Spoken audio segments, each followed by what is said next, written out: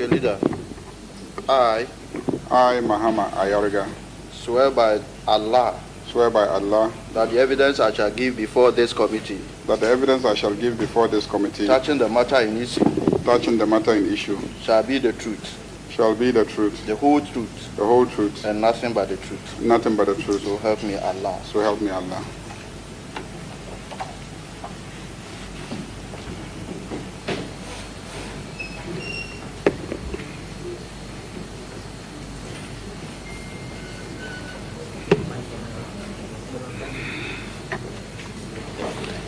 Thank you very much, Honorable Mahama Ayariga, leader of the House. Please, can you tell this committee what you witnessed on the 30th of January 2025 and what you know about the incident that has happened on that fateful day? Thank you. Thank you very much, Chairman.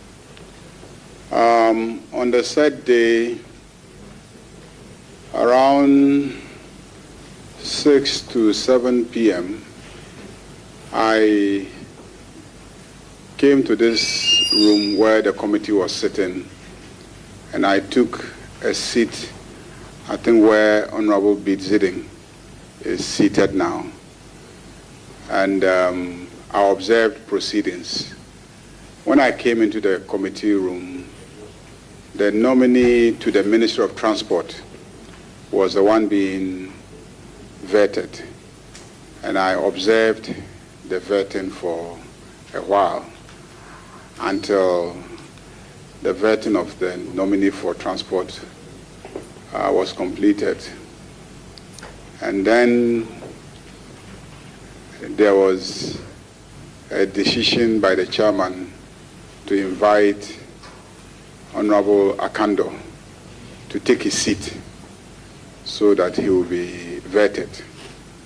That was when I noticed that there was some strong expression of disagreement by the minority side of the committee. But I remained seated for a while, and I was observing proceedings to see how the chairman of the committee was going to manage the situation. So I was sitting there for a long time. I never got up. I never uttered a word. I just sat there and I was watching. And the minority members rose up and will not sit, will not leave the room, and publicly were expressing their disagreement with the chairman to continue with the vetting exercise. So I remained seated, and after a while, when I noticed that it was difficult for the chairman to bring order to the room, I decided to get up from where I was seated and start talking to both sides to understand what really was the problem. Because I'm not a member of the committee. I don't know what discussions took place. I just heard both sides exchanging words and shouting at each other. I heard words like ambush. I heard words like we didn't agree on this. And I heard words like we must vet them. And I heard words like you cannot stop us. And so I knew that there was some disagreement somewhere, but what it was, I didn't know. So I tried to talk to them to try and hear what the issue was. So I walked to all the sides trying to understand what is the problem. On the minority side, they said that they had had some discussions, and the understanding was that they were supposed to vet 3 nominees, and then later on there was a plea to add a 4th nominee, and they agreed. After that, there was a plea to add a 5th nominee, and that was the nominee for the Minister of Transport. And then there was resistance that, according to them, Honorable Nitu tried to convince the side to accede to the plea by the majority side to add the nominee for the Ministry of Transport. And so ultimately they agreed. And that was the nomination that I came and met. But towards the end, they have seen that the majority side is parading 2 additional nominees. And those were Akando and then Honorable Ablakwa. And that they were not going to entertain the nomination of these 2 other, the vetting of these 2 other nominees. And I had their side. So I tried to speak to the chairman and then the majority side. They also indicated that there was no agreement to vet only 3 people, and that because of the decision to hear Vamebo, they had pushed all those who were supposed to be nominated that day to the Thursday. So they were hoping to clear both the nominees for Wednesday and Thursday on Thursday.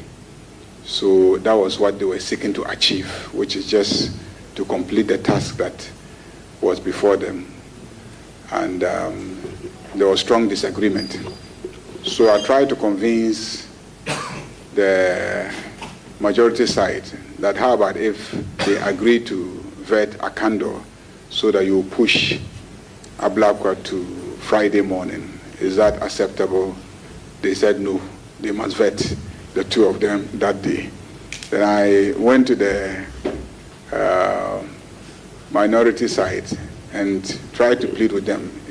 Is it okay for you to vet Akando since he's already seated, and then we can defer Ablakwa to Friday morning? And they also said no. They will not vet Akando. Some were okay, some said we don't have a problem with Akando, but we have a problem vetting Ablakwa tonight. So I decided to engage the minority leader, and I asked him to come out of the committee room with me so that we can talk. So outside, he gave a very strong objection and said his side would not agree and that they were tired and they agreed on 3 and they had been generous enough to do 5 and we want to push them to do 7. It was too much and it was already late. It was about 8 p.m. and they were tired. They would not continue the work. So when I noticed that he could not come along with me to at least agree to vet Akando, I came back trying to talk to some people on his side to prevail on him, and the situation had degenerated where it had gotten to breaking tables and people holding each other's shirts, and I tried to separate some of the fights and tried to pull some people out again. So I just kept going in and out, trying to pull people out and talk to them because it was too noisy in the committee room. Nobody could hear the other. So the only way I could get to talk to people was to pull them outside the meeting room and then try to talk to them and come back into the meeting room. And the audience were mostly behind the nominee, were also participating in, as you could see in the videos, shouting and, shaming members of the minority side. And then also the corridors were full. So even within the corridor, it was difficult to move around freely. So that was the situation. So I decided to call 1 or 2 people to consult and take a decision on what to do. And ultimately, I decided that it would be better to end the proceedings, by which time they had broken one table. They had pulled out the plugs of the microphones, and in 1 or 2 instances, they had actually smashed the microphones. And so I thought the best thing to do was to bring proceedings to an end and get the chairman to postpone it to the following day. And so I announced that, and they all accepted. and dispersed. Those were what I saw and what I did on that day. Thank you very much, Honorable Leader. Colleagues, this is the witness account. Any question from any of our members that we can discharge him to go?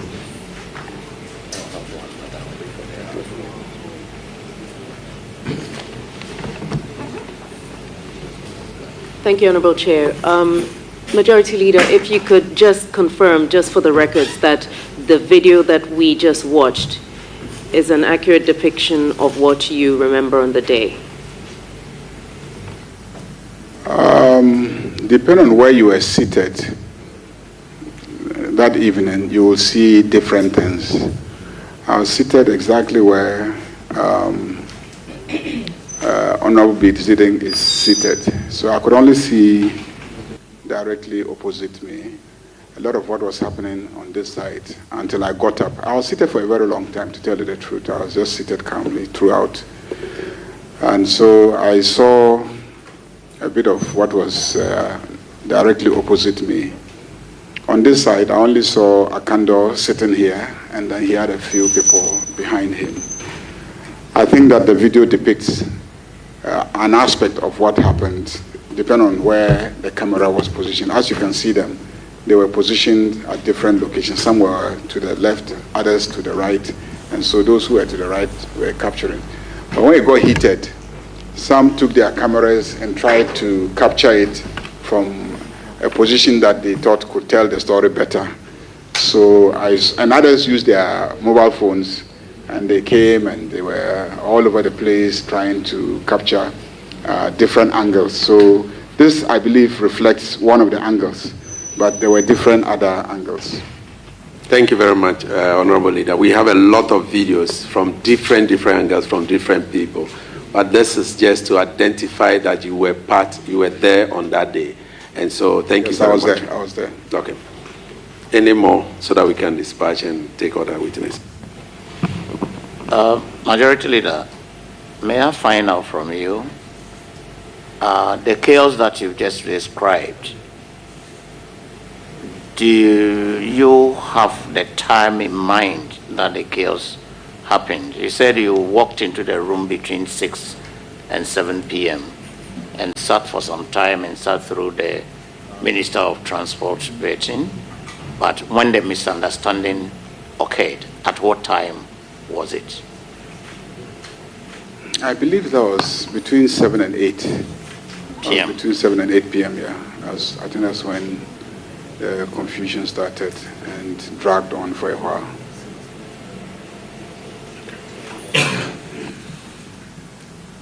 Thank you very much. Leader, Majority Leader, I'd just like to find out whether there was a prior agreement to vet Honorable Akujato and Honorable Akando for the day, in addition to the ones that were undertaken, whether leadership of the committee actually had that agreement. Thank you. The original schedule actually provided for Ablakwa to be vetted on Thursday. Indeed, he had approached me personally to see if it could be vetted earlier, because the president had started traveling, and I think was even traveling to one of the Eastern or Southern African countries. And the suggestion was that the president was traveling and he didn't have the support of his Minister for Foreign Affairs. So it was important to see if we could have Ablakwa taken so that he could be sworn in and he could start working around the president's travels. So he approached me to see if he could be shifted to Wednesday or even Tuesday. And it was difficult because others had been scheduled earlier. So to shift him, you needed to move somebody out. I, on a number of occasions, tried to get the chairman to shift him forward. It didn't happen. So I negotiated that they should vet him on Wednesday. And it turned out that on Wednesday there was a decision to invite Vamevo and not to vet any nominee. So it then became the position that the original date of Thursday that he was scheduled was the day that he will be vetted. So the week before, he had already been scheduled to be vetted on Thursday. So Thursday was his appropriate vetting day.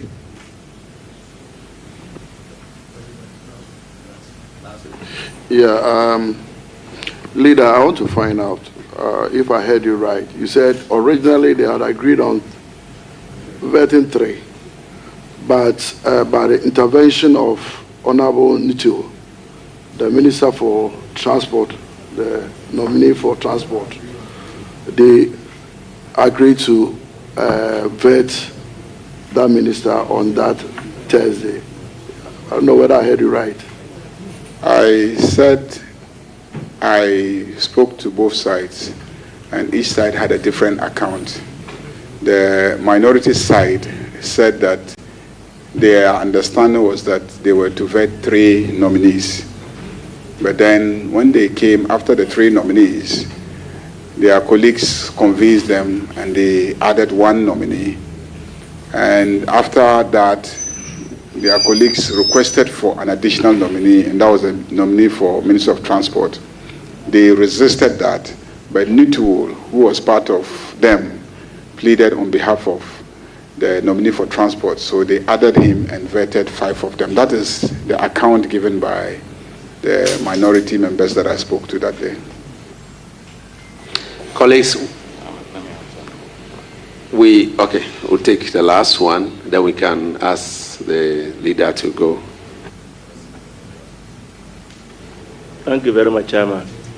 Leader, would you want to confirm that you approached both leadership, the minority and then the majority, and yet they failed to arrive at a compromise?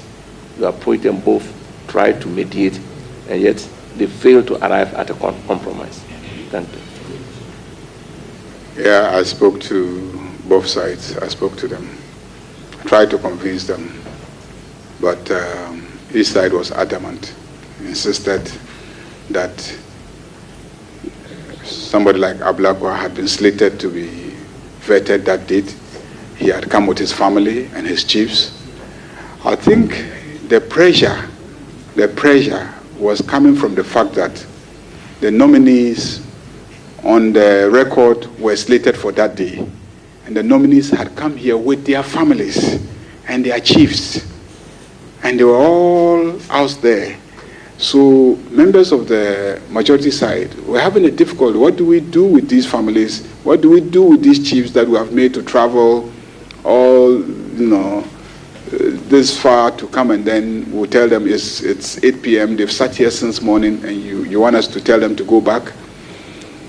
And that was the difficulty, that the nominees were here with their families, with their chiefs, and to ask the nominees to go back with their families and come back the following day was going to be a major inconvenience. That was really what was pushing. It wasn't just because they had the numbers and they could railroad their way through. It was just, what do we do? I had confronted a similar situation last week where nominees had come with even the president of the Greater Accra Regional House of Chiefs, the president of the Bono Regional House of Chiefs, with his whole, Regional House of Chiefs. They were here, 10, 15 chiefs. Greater Accra, he sat here the whole day. And then we finished approving, taking the report on those whose reports had been laid in the House. We finished around 8. We came here and there were 3 or 4 sets of nominees with their chiefs. And again, the minority side said it was late, they were tired, and they couldn't start processing them. And the majority said they would not agree. Those chiefs had been sitting here the whole day, and they couldn't tell them to go back home. So on that day, I had to take responsibility. And I invited the nominees themselves into a room outside here and personally pleaded with them. They begged and begged. I said, no, it is late. It is 8 p.m. And you know that the average number of hours we spend on each nominee is 3 hours. So just do the calculation. If we take you, you'll be here till 11. Then the next chief and next nominee and his chiefs will sit and also start at 11 and do 3 hours. That will be 2 a.m. And then the next person, I said, why would you treat these old men like that? So the nominees then calmed down.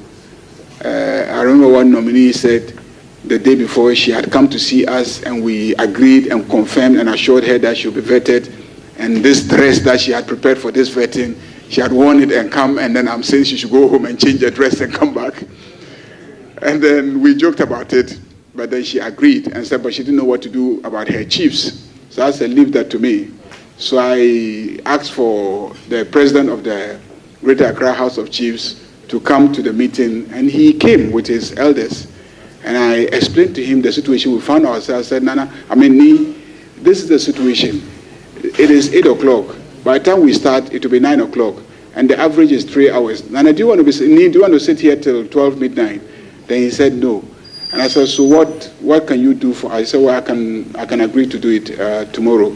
And so we resolved it. It took a lot of effort to persuade the chiefs to go back and then return the following day. The following day, that nominee was wearing an even more pretty dress. So I said, we give you an opportunity to wear an even more pretty dress. Leader, I hope if we give you the whole day, you narrate everything to us. So please. So the real challenge of the majority that day, according to what they told me, was what to do about the chiefs and then the families who had come.